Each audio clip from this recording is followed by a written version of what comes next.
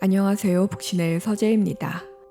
왕가위의 1997년작 해피투게더는 비에노 마크가 찍힌 여권에 스탬프를 찍는 장면으로부터 시작합니다.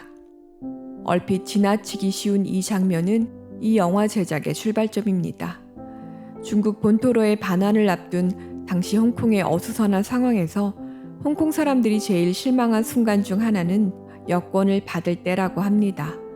비에노가 지킨 그것은 영국 국민임을 증명하는 영국 여권이 맞지만 동시에 영국에서 살 권리가 없다고 부정당하는 지표이기 때문입니다. 받아들여지기를 원하지만 거절당하는 관계. 이것은 이 영화의 핵심 서사이자 왕가이가 그려낸 그 시절 홍콩에 대한 묘사입니다. 자신의 영화는 설사 그곳이 부에노스아이레스라 하더라도 홍콩에 대한 이야기라고 말한 왕가이 감독의 말은 영락 없습니다. 홍콩의 정반대에 자리한 아르헨티나의 부에노스아이레스에서 올롯게로 지킨 이 영화는 그럼에도 홍콩의 뒷거리와도 같은 소란스러움과 음울함이 배어있으며 그의 다른 작품들이 그렇듯 실패한 로맨스가 갖는 무모한 열정과 처절한 감미로움 그리고 허무의 정조가 흘러넘칩니다. 왕가이의 페르소나인 장구경이 또다시 발없는 새가 되어 멀리 부에노스 아이레스로 날아들었습니다. 발이 없어 지상에 내려앉을 수 없는 보용은 한 곳에 머물러 누군가와 제대로 된 사랑은 못해도 사랑 없이는 살아갈 수 없는 사람입니다. 마음대로 떠났다가 아무렇지 않게 다시 시작하자며 파고드는 그를 아위가 떨쳐내기엔 보용은 너무 치명적이고 아위는 그를 깊이 사랑합니다. 영화는 흑백의 화면 안에서 두 남자가 이과수 폭포로 가기 위해 떠나는 길 위에서 싸우다 헤어지는 장면으로부터 시작합니다. 지도가 있어도 읽지 못하고 차가 있어도 제대로 굴러가지 않아 길 위에서 싸우다 헤어지고 마는 것은 이들의 사랑이 얼마나 위태로운지 말해줍니다. 이후 아휘가 돈을 벌기 위해 탱고바의 문지기로 살아가던 어느 날 술에 취해 서양 남자들과 어울려 아휘가 일하는 탱고바로 찾아든 보용을 만나게 됩니다. 만남과 헤어짐이 반복되는 불안한 사랑이 싫어 아휘는 보용을 내치지만 다친 두 손을 내밀고 그에게 찾아든 보용을 아휘는 외면하지 못합니다. 어쩌면 날개 잃은 새처럼 두 손을 쓰지 못하는 보용일 때만이 아휘 차지인지 모릅니다. 그의 나레이션이 말해주듯 아휘는 아픈 그와 있을 때 가장 행복했기에 그의 손이 낫지 않기를 바랬습니다. 그리고 이별이 두려운 아휘는 보용의 여권을 감춥니다. 붕대로 두 손을 꽁꽁 싸매 아무것도 하지 못하는 보용에게 아휘는 제 잠자리도 내주고 식사도 정성스레 챙겨주며 그가 원하는 모든 것을 마다하지 않습니다. 보용이 추운 새벽에 운동하자며 억지로 아휘를 끌고 나간 후 몸살에 시달리는 그에게 일어나 밥 해달라고 조르는 장면은 보용이 얼마나 제멋대로인지 그럼에도 화 한 번 벌컥 내고 이불로 꽁꽁 싸맨 채 음식을 해다 바치는 아휘를 보면 이들 사랑의 기울기를 짐작하게 됩니다. 더 많이 사랑한 자가 상처 입기 마련입니다. 하지만 끌림과 매혹은 사랑의 시작점일 뿐입니다. 하루의 노동을 마친 뒤 쉴 거처와 방랑 후 돌아갈 가족과 집이 있는 아휘와 그저 발없는 새가 잠시 쉬어가듯 아휘에게 지친 몸을 의지하는 보용이 현실의 사랑을 밀고 가는 일은 지난합니다.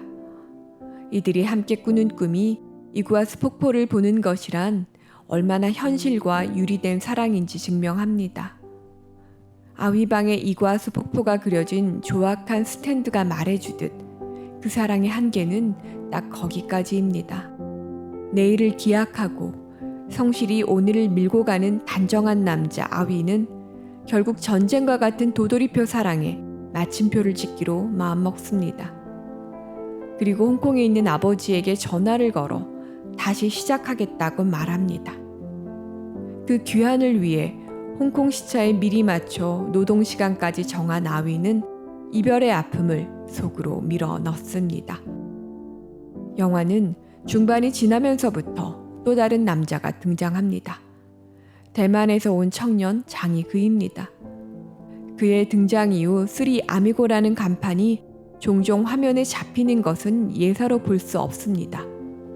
이 영화를 홍콩 이야기로 읽을 때 홍콩의 1997년 이후는 영국과 중국이 함께 가는 3자 구도이기 때문입니다. 장은 아위에게 세상의 끝인 우수아이에 가서 슬픔을 묻는 것이 꿈이라면서 당신의 슬픔도 묻어주겠다며 녹음기를 건넵니다. 영화는 1997년이라고 적시된 해에 장은 우수아이의 등대에서 아위 목소리가 담긴 녹음기를 틉니다. 하지만 장의 귀에 들려오는 것은 꾹꾹 눌러놓은 듯한 그의 울음뿐입니다. 마치 화양 연화에서 앙코르와트 고목에 쏟아놓은 봉인된 비밀처럼 이 작품에서도 양저위는 깊은 슬픔을 간직한 남자로 등장했습니다. 하지만 화양 연화가 자신들의 과거가 얼마나 아름다운 것인지를 강박적으로 증명하듯 치장된 감정이었다면 해피투게더는 무력하고 소진되는 감정의 바닥을 그대로 보여줍니다. 그 감정의 온도차는 아마 1997년과 1999년이라는 간극에 있을 것입니다. 변덕스러우면서도 거부하기 힘든 매혹을 지닌 보영과 그와 정반대 성격임에도 그를 내치지 못하는 아위의 사랑은 처연합니다. 그들은 오직 상대가 잠들어 있을 때만이 애틋합니다. 함께일 수 없는 어긋난 사랑은 이들의 운명입니다. 낡고 누추한 아위집 공동 부엌에서 둘은 탱고 연습을 하지만 정작 보용이 탱고를 제대로 추는 것은 아위가 아닌 다른 사람입니다. 상대가 한 발 밀어 넣을 때 발을 빼내는 것이 탱고의 춤사위이듯 아위와 보용은 온전한 지상의 사랑을 할 수 없습니다. 그들이 가장 행복해 보였던 장소가 옥상이었던 것은 옥상이야말로 지상과 하늘의 경계이기 때문입니다. 해피투게더는 아위에서 장으로 이어지는 나레이션으로 그려져 있습니다. 나레이션이란 필연적으로 현재의 시점에서 과거를 회상하는 구조입니다. 끝없이 사랑을 갈구하다 결국 거절당하고 마는 이 슬픈 로맨스 영화에는 돌연 등서평의 사망 기사가 등장합니다. 그 낯선 장면은 픽션이라는 영화의 흐름을 끊고 현실감을 부여합니다. 홍콩으로 들어가기에 앞서 대만에서 잠시 숨고르기 하던 아위는 그 뉴스를 듣습니다.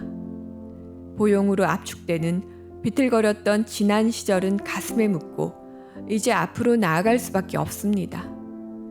그 여정 속에서 대만의 장의 부모님이 하시는 음식점에서 아위는 그의 사진 한 장을 들고 나옵니다.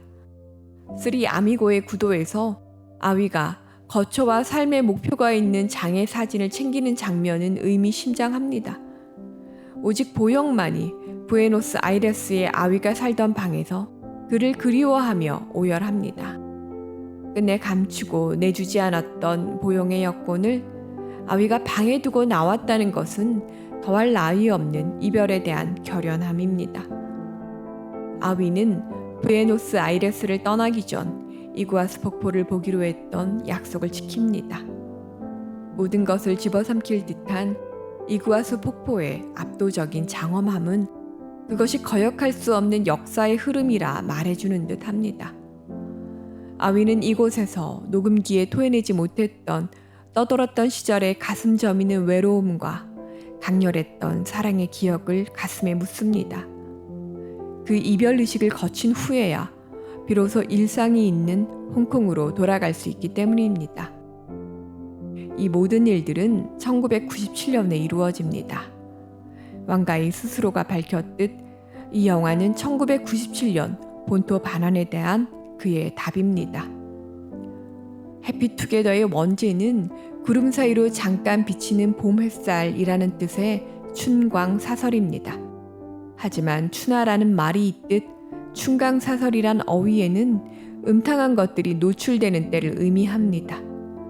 이제는 전설이 되어버린 애틋한 얼굴의 장구경과 그보다 더 처연한 눈빛을 지닌 왕조이의 과거 모습을 만나는 일은 알싸한 감미로움입니다. 당시 수위 높은 정사신 탓에 한국에서 개봉될 수도 없었던 이 동성애 영화는 지금 보면 두 남자가 아닌 두 사람의 사랑 이야기로 읽힙니다. 슬픈 사랑의 이야기를 남녀가 아닌 큐어 무비로 그려낸 감독의 의도는 아마 유례없는 홍콩 역사에 대한 유비가 아닐까 싶습니다. 흑백 처리된 화면에는 오직 두 인물의 감정만이 흘러넘칩니다. 사랑할수록 외로워지고 끝내 헤어져야만 하는 두 남자의 절절한 사랑 이야기는 정치적인 해석 없이 그 자체만으로 충만합니다. 영화는 압도될 만한 스케일의 이과수 폭포수에 물줄기를 보여주는 것으로 끝이 납니다. 그리고 이어지는 경쾌한 리듬의 OST 해피 투게더는 회환 가득했던 감정을 일신하듯 은성한 도시 홍콩의 모습과 더불어 생동감 있게 울려 퍼집니다. 97년 이전의 홍콩은 이제 없습니다. 지난 사랑은 오직 기억 속에서만 남습니다. 감사합니다.